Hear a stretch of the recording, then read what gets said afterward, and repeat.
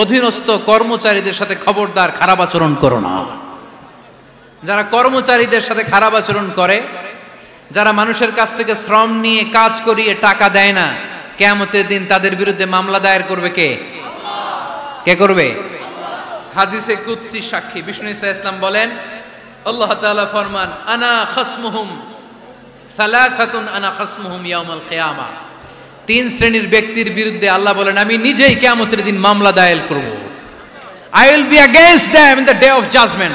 Three categories of people I will be against them in the day of judgment. তিন শ্রেণীর লোক কিয়ামতের দিন তারা ছাড় পাবে না। আল্লাহ বলেন, আমি নিজেই তাদের বিরুদ্ধে মামলা দায়ের করব। এর মধ্যে এক শ্রেণীর লোক হচ্ছে রাজুলুন ইস্তাআজারা আজীরান ফাস্তাউফা মিনহু ওয়া লাম ইয়াতি আজরা। একজন শ্রমিক ভাড়া করে তার কাছ থেকে কাজ নিয়েছে, কিন্তু তার পারিশ্রমিক আদায় করে নাই। এরকম আছে না নাই? দাপট দেখায়। মেহনতি মানুষ, খেটে খাওয়া মানুষ, এদের দোয়া কবুল হয়ে যায়। আতুল আজীরা আজরাহু ক্বাবলা আন ইয়াজিফা আরাকুহু। খবরদার, বিশ্বনবী বললেন, শ্রমিকের ঘাম শুকিয়ে যাওয়ার আগে তাদের পারিশ্রমিক মিটিয়ে দাও। বিশ্বনবীর বিখ্যাত হাদিস, আতুল আজীরা আজরাহু ক্বাবলা আন ইয়াজিফা আরাকুহু। শ্রমিকের ঘাম মাটিতে লাগার আগে, শুকিয়ে যাওয়ার আগে তাদের পারিশ্রমিক মিটিয়ে দাও। কেননা তারা যদি বদদোয়া করে তোমার জীবনকে জাহান্নাম বানিয়ে দিবে কে? বিষ্ণু ঈসা ইসলাম সব সময় খেটে খাওয়া মানুষদেরকে আগলে রাখতেন। সব সময় শুধু যে ভাষণে মেহনতি মানুষদের সাথে ভালো আচরণ করতে বলতেন, শ্রমিকদের সাথে ভালো আচরণ করতে বলতেন, এমনটা নয়। ওনার ব্যক্তিগত জীবন ঘাটলেও দেখা যায় উনি শ্রমিকদের সাথে কেমন আচরণ করেছেন। বিষ্ণু ঈসা ইসলাম আরাফাতের ময়দানে দাঁড়িয়ে ঐতিহাসিক একটা ভাষণ দিলেন। এই ভাষণের নাম হলো বিদায় হজের ভাষণ। এই বিদায় হজের ভাষণেও খেটে খাওয়া মানুষের কথা বিশ্বনবী বাদ দেয় নাই। বিশ্বনবী বলেছেন, আরিক্কাআকুম আরিক্কাআকুম, খবরদার, অধীনস্থ কর্মচারীদের সাথে খারাপ আচরণ করো না। আতঈমুহুম মিম্মা তাকুলুন ওয়াকসুহুম মিম্মা তালবিসুন। খবরদার, মনে রেখো, তোমরা যা খাবে তোমাদের অধীনস্থ কর্মচারীদেরও তা খাওয়াবে, তোমরা যা পড়বে তাদেরও তা পড়াবে। বিশ্বনবী শেষ নিঃশ্বাস ত্যাগ করে যাওয়ার আগে যেই কয়েকটা কথা বলেছিলেন, তার মধ্যে মেহনতি মানুষদের জন্য কথা আছে না নাই? বিষ্ণু ঈসা ইসলাম যখন শেষ নিঃশ্বাস ত্যাগ করবেন, তিনি বলেছিলেন, আসসালাত আসসালাত, উম্মতেরা নামাজ নামাজ, নামাজ ছেড়ে দিও না, নামাজ তরক করো না, নামাজ কাজা করো না। আর বলেছিলেন, ওমা মালাকাত আইমানুকুম, দোকানে যে পণ্য কিনে বিল দেয় না, পরে দিমু আছে না নাই? কিয়ামতের দিন আল্লাহ তোর এই মাস্তানি ছুটাবে। চিল্লা এখন ঠিক কিনা? আনা খাসমুহুম, আমি নিজেই তাদের বিরুদ্ধে মামলা দায়ের করব। কথাটা কার? এজন্য বিশ্বনবী বললেন, খবরদার। তো ছাগল যারা পালে তারা জানে ছাগল পালা কত কষ্ট। ওরে ডানে টান দিলেও কই যায়? রশি ধরে বায়ে টান দিলে কই যায়? সামনে টানলে কই যায়? পিছনে টানলে কই যায়? সারা সপ্তাহ আপনি সময় পান না এটারে গোসল করাবেন। ভাবলেন আজকে জুমার দিন আমিও গোসল করি, এটারও গোসল করাই। এটারে আপনি পুকুর ঘাটে নিবেন, টান দিছেন, ওর বাপের কিরা, ও 1 ইঞ্চিও সামনে যাবে না। ঠিক কি না? এই টেরা প্রাণী আল্লাহর কি কি মহিমা! আল্লাহ তাআলা পৃথিবীর সবচেয়ে শ্রেষ্ঠতম মানুষদেরকে ছাগল চড়িয়ে ছেড়েছেন। ঠিক কি না? মা বাআসাল্লাহু নাবিয়ান ইল্লা রাআল গানাম। এই পৃথিবীতে এমন কোন নবী ছিল না যে নবীরা ছাগল চড়ায় নাই। আল্লাহ বুঝাতে চাইলেন, ছাগল চড়ানো অনেক কষ্টের কাজ, অনেক ধৈর্যের প্রয়োজন। এখন নবীরা তোমরা ছাগল চড়াও, কিছুদিন পর ছাগলের চেয়েও টেরা জাতি মানুষ চড়াইতে হবে। মানুষের মধ্যেও টেরা আছে না নাই? ভালো বললে ভালোটা বুঝে না, ডানে যেতে গেলে বায়ে যায়, বায়ে যেতে বললে ডাইনে যায়, এরকম আছে না নাই? সম্মানিত ভাইয়েরা, সমস্ত আম্বিয়া আলাইহিমুস সালাম ওনারা কর্মঠ ছিলেন। সাইয়েদনা আদম আলাইহিস সালাম নিজ হাতে চারা গাছ রোপণ করে চাষাবাদের কাজ করেছেন। সুবহানাল্লাহ পড়েন। সাইয়েদনা ইব্রাহিম আলাইহিস সালাম চাষাবাদের কাজ করেছেন। সাইয়েদনা দাউদ আলাইহিস সালাম নিজ হাতে যুদ্ধের জন্য যে পোশাক পরতে হয়, যেটা পরলে গায়ের মধ্যে ছুরি মারলেও ঢুকে না, ওই শিরস্ত্রাণ বানিয়েছেন, নিজ হাতে তলোয়ার বানিয়েছেন। সুবহানাল্লাহ পড়েন। সাইয়েদনা মুসা আলাইহিস সালাম ছাগল চড়িয়েছেন। সাইয়েদনা মুসা আলাইহিস সালামের মেজাজ নরম না গরম? নবীদের মধ্যে সবচেয়ে বেশি মেজাজওয়ালা নবী ছিলেন মুসা আলাইহিস সালাম। উনিও 8 থেকে 10 বছর সাইয়েদনা শুআয়ব আলাইহিস সালামের এরিয়াতে ছাগল চড়িয়েছেন। চিল্লায়ে বলেন সুবহানাল্লাহ। এজন্য নবীরা যেহেতু কাজ করেছেন, কর্মঠ ছিলেন, আমরাও কর্মঠ হব, ঠিক কিনা? সাহাবারাও কর্মঠ ছিলেন, বিশ্বনবীর সাহাবারাও ব্যবসা করতেন। সাইয়েদনা আবু বকরের বিশাল ব্যবসা প্রতিষ্ঠান ছিল। সুবহানাল্লাহ পড়েন। আপনারা হজ উমরা করেছেন কে কে দেখি? করছেন? মাশাআল্লাহ। যারা করে নাই আল্লাহ তাদেরকে আল্লাহর ঘর জিয়ারতের তুমি নসিব করো। বিশ্বনবীর মাকবারার সামনে দাঁড়িয়ে আমরা যেন সালাম পেশ করতে পারি, তুমি নসিব করো। বাইতুল্লাহ শরীফে এবং মসজিদ নববীতে আমরা যেন সালাত আদায় করতে পারে, আল্লাহ তুমি নসিব করো। সাইয়েদনা আবু বকর রাদিয়াল্লাহু তাআলা আনহুর ব্যবসা প্রতিষ্ঠান ছিল মক্কার কাবা ঘরের পাশেই।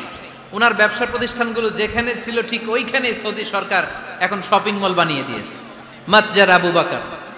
মক্কা শহরের যেখানে বহিরাগতরা এসে ওখানে ছাগল, ওখানে ঘোড়া, উট এগুলো রাখতো, আস্তাবল রাখতো, ঘোড়া আর উট যেখানে রাখা হতো ঠিক ওই জায়গায় সৌদি সরকার ওটার পার্কিং লট বানায় দিচ্ছে। মানে যেখানে আগে সাহাবাদের ব্যবসার জায়গা ওইখানে বর্তমানে শপিং মল। যেখানে আগের সময়কাল সাহাবারা উট আর ঘোড়া রেখে বাঁধতো ওইখানে এখন গাড়ি ঘোড়া রাখার ব্যবস্থা করা হয়েছে।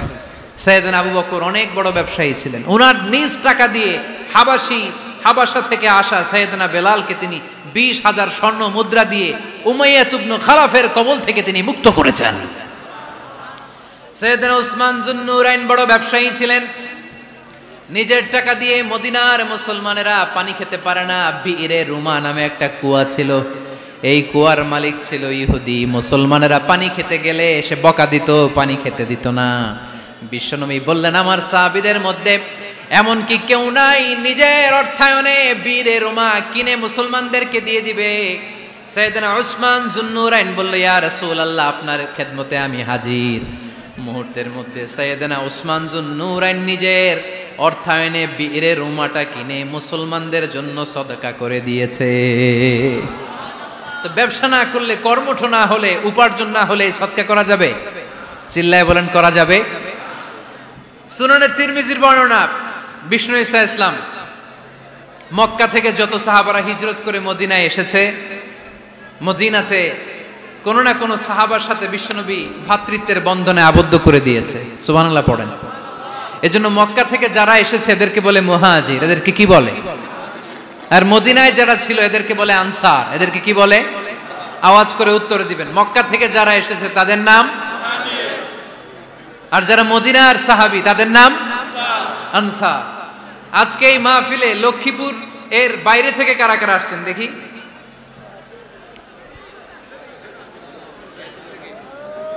মাশাআল্লাহ, মাশাআল্লাহ, অনেক আসছে। আল্লাহ ভাইদেরকে তুমি কবুল করো, হাত নামান।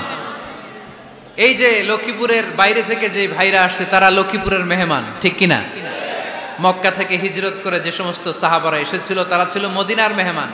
বিশ্বনবী এক এক মক্কার সাহাবীকে মদিনার এক এক সাহাবীর সাথে ভ্রাতৃত্বের বন্ধনে আবদ্ধ করে দিলেন। আব্দুর রহমান ইবনে আউফ রাদিয়াল্লাহু তাআলা আনহু, ওনার সাথে ভ্রাতৃত্বের বন্ধনে যে সাহাবীকে বিশ্বনবী আবদ্ধ করে দিলেন ওনার নাম হচ্ছে সাদ ইবনে রাবিয়া। কি নাম? মদিনার অনেক বড় ব্যবসায়ী। বিশ্বনবী বললেন, ও আব্দুর রহমান ইবনে আউফ, সম্পদ ছেড়ে দিয়ে, পরিবার ছেড়ে দিয়ে, স্থাবর অস্থাবর সব ছেড়ে দিয়ে আল্লাহ রাসূলের ভালোবাসায় মক্কা থেকে মদিনায় এসেছো। মদিনায় তোমার চিন্তা নাই, সাদ ইবনুর রবিকে আমি তোমার ভাই বানিয়ে দিলাম। সাদ ইবনুর রবি তোমার আপন ভাইয়ের মতো। সাদ ইবনে রবি বলল, আব্দুর রহমান, জীবনে তোমারে কোনোদিন দেখি নাই, তোমারে আমি চিনি না, তোমার নাম শুনি নাই, কিন্তু বিশ্বনবী তো তোমার দায়িত্ব আমাকে দিয়েছে। আমার চেয়ে বড় ধনী এই মদিনার মধ্যে দ্বিতীয় কেউ নাই। আজ থেকে তুমি আমার ভাই, আজ থেকে তুমি আমার কি? আল্লাহ আমাকে যত সম্পত্তি দান করেছে তার অর্ধেক সম্পত্তি আমি তোমার নামে দিয়ে দিলাম। ও আব্দুর রহমান ইবনে আউফ, শুধু তাই নয়, রব্বুল আলামিন আমাকে 2 জন স্ত্রী দিয়েছে। কয়জন? তুমি দেখো আমার কোন স্ত্রীকে তোমার বেশি ভালো লাগে, যার নাম তুমি বলবে সাথে সাথে আমি তারে তালাক দিয়ে দিব। তার ইদ্যত পালন শেষে তুমি তাকে বিয়ে করে তোমার সাথে নিয়ে যাবা। সুবহানাল্লাহ পড়েন। কারণ বিশ্বনবী তোমার দায়িত্ব আমার কাছে দিয়েছে, তুমি আমার ভাই, আমি মদিনার সবচেয়ে বড় ধনী, আমার অর্ধেক সম্পদ আমি তোমারে দিয়ে দিব, আমার 2 স্ত্রীর 1 স্ত্রীকে তোমারে দিয়ে দিব। সাইয়েদনা আব্দুর রহমান ইবনে আউফ এই কথা শুনে অবাক হলেন। অবাক হয়ে উনিও এক অবাক কথা বললেন। উনি বললেন, লা হাজাতা লি ফি ইয়া আখি, ও আমার প্রাণের ভাই, তোমার কথা শুনে আমার হৃদয়টা ভরে গিয়েছে, কিন্তু তোমার সম্পদেরও দরকার আমার নাই, তোমার স্ত্রীরও দরকার আমার নাই। বারাকাল্লাহু ফি মালিক ওয়া লি আহলিক, আল্লাহ তোমার মালেও বরকত দেখ, তোমার সম্পদেও বরকত দেখ, তুমি শুধু একটু কষ্ট করবা। কি কষ্ট? দুল্লানি আলা সুক, show me the way to the market. তুমি মদিনায় কোনো মার্কেট আছে কিনা, শপিং মল আছে কিনা, ব্যবসা প্রতিষ্ঠান আছে কিনা আমারে দেখায় দাও। সুবহানাল্লাহ পড়ো। আমরা হইলে কি করতাম? লক্ষ্মীপুরে যারা আসছে এদের একজনকে যদি বলা হয়, ভাই আপনি এখন থেকে লক্ষ্মীপুরের ভাই, আমার অর্ধেক সম্পদ আপনারে দিয়ে দেব, কি করবে? পায়ের উপর পা তুলে খাবে আর বলবে, কি আনন্দ আকাশে বাতাসে, ঠিক কিনা? এরপর যদি বলি, ভাই আমার দুই বউ, যেটারে সুন্দর লাগে বলেন তালাক দিয়ে দেই, নিয়ে যান, কি বলবে? কি আনন্দ আকাশে বাতাস। আল্লাহ রাসূলের সাহাবী আব্দুর রহমান ইবনে আউফ বললেন, লা হাজাতা লি ফি, আমার দরকার নাই, দুল্লানি আলা সুক, just show me the way to market, এখানে মার্কেট কই আছে দেখায় দাও। অবাক হয়ে গেলেন সাদ বিন রাবিব, বললেন, ও আব্দুর রহমান ইবনে আউফ, ঠিক আছে তুমি যদি নিতে না চাও তোমারে আমি জোর জবরদস্তি করব না। শুনে রাখো, মদিনাতে ইহুদিদের কয়নুকার একটা বাজার আছে। এই কথা বলার সাথে সাথে আব্দুর রহমান ইবনে আউফ চলে গেলেন। এর পরের দিন অল্প কিছু পনির আর ঘি দিয়ে ব্যবসা শুরু করলেন। পনির আর ঘিয়ের ব্যবসা করতে করতে করতে করতে ব্যবসায় তিনি এত লাভ করলেন, উনি বললেন, আমি যদি কখনো মদিনার বালুর মধ্যে হাত দিতাম, ওই বালুটারও সোনা বানায় দিত কে? দুল্লানি আলা সুক। লক্ষ্মীপুরের কর্মঠ যুবক ভাইরা, এই আব্দুর রহমান ইবনে আউফ আমাদের প্রেরণা। উনি অন্যের ঘাড়ে পাড়া দিয়ে খেতে চায় নাই, আরেকজনের উপর ডিপেন্ডেন্ট বা নির্ভরশীল হতে চায় নাই। তিনি স্বাবলম্বী হওয়ার শিক্ষা, লেসন কিয়ামত পর্যন্ত গোটা বিশ্বের যুবকদের জন্য রেখে গিয়েছে। চিল্লায় বলো ঠিক কিনা? দুল্লানি আলা সুক, show me the way to market. Market কোথায় দেখাও। পনির আর ঘি নিয়ে ব্যবসা করতে করতে কয়েক মাসের ব্যবধানে ইতিহাস সাক্ষী, সাইয়েদনা আব্দুর রহমান ইবনে আউফ মদিনার বিশাল বড় বিজনেস ম্যাগনেটে পরিণত হয়ে গেলেন। চিল্লায় পড়েন আল্লাহু আকবার। এজন্য ব্যবসার ভিতরে বরকত ঢুকিয়ে দিয়েছে কে? বিষ্ণু বললেন, আত-তাজিরা সাদুকাল আমিন মা'আন নাবিয়্যিন ওয়াস সিদ্দীকিন ওয়াশ শুহাদা ওয়াস সালিহিন। আমানতদার ব্যবসায়ী তারা সাধারণ কোনো মানুষ নয়, কিয়ামতের দিন নবীদের সাথে হাসর হয়ে যাবে। আপনারা যারা ব্যবসা করেন, এটা সাধারণ বিষয় নয়। বিষ্ণু সাল্লাল্লাহু আলাইহি ওয়াসাল্লাম নিজেও ব্যবসায়ী ছিলেন। ওনার জীবনের প্রথমে তিনি খাদিজা রাদিয়াল্লাহু তাআলা আনহার ব্যবসার স্টাফ হয়ে কাজ শুরু করেছেন, এরপর নিজে ব্যবসা শুরু করেছেন। এরপরে খাদিজাতুল কুবরা রাদিয়াল্লাহু তাআলা আনহা সব সম্পত্তি বিয়ের পরে বিশ্বনবীর পায়ের সামনে ঢেলে দিয়েছেন। বললেন, ইয়া রাসূলুল্লাহ, এই সম্পদ আমি আপনাকে দিয়ে দিলাম, আপনি ইচ্ছামতো দিনের প্রয়োজনে খরচ করেন। সুবহানাল্লাহ পড়েন। এজন্য বিষ্ণু ঈসা ইসলাম আমাদের জন্য উপমা, আব্দুর রহমান ইবনে আউফ আমাদের জন্য উপমা। যারা ব্যবসা করেন তারা বিষ্ণু ঈসা ইসলামের সুন্নাহ পালন করছেন। আত-তাজির আস-সাদুক আল আমিন। বিষ্ণুই বললেন, সত্যবাদী আমানতদার ব্যবসায়ী, যে ব্যবসা করতে যে মিথ্যা কথা বলে না। অনেক ব্যবসায়ীরা আছে পণ্য চালানোর জন্য মিথ্যা কথা বলে আর কসম কাটে, আছে না নাই? আহা, এমনটা করা যাবে? সকালবেলা স্ত্রীরে বলে, এই গরুগুলা বিক্রি করবো, তুই একটা দাম কত কমো? স্ত্রীরে শিখাই দিচ্ছে, এই গরুর দাম তুই 40,000। তো বউ বলে, ঠিক আছে দাম কইলাম 40,000। তো এরপরে বাজারে যখন গরু বিক্রি করতে যায়, একজন যখন বলে যে ভাই এটা 30,000 টাকা দিয়ে কিনবো, কয় ভাই আল্লাহর কসম সকালে একজন 40,000 দাম কইছে, আমি দেই নাই। আছে না নাই? কৌশল করে। বউরে শিখাইছে সকালে, কয় তুই দাম কর 40,000। তো বাজারে যে সকালে একজন দাম করছে, দাম করে কইছে 40,000 দেই নাই, আপনারা 30,000 কেমনে দেই?